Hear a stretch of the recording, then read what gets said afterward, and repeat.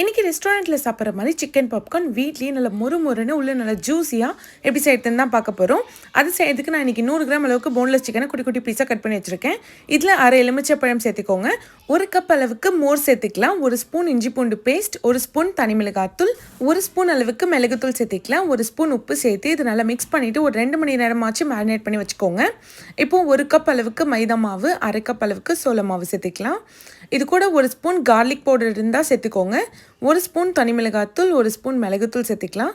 1 spoon அளவுக்கு baking powder சேர்த்துருக்கேன், நல்லா கிறிஸ்பியாக இருக்க. 1 ஸ்பூன் உப்பு சேர்த்து கடைசியாக கொஞ்சமாக ஆரிகனாவும் சேர்த்து நல்லா மிக்ஸ் பண்ணி வச்சுக்கோங்க.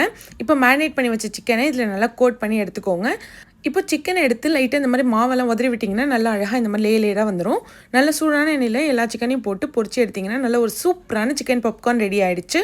இது கூட மயோனைஸ் இல்லைனா டொமேட்டோ கெச்சப் வச்சு சாப்பிட்டு பாருங்கள். டேஸ்ட் அவ்வளோ சூப்பராக இருக்கும்.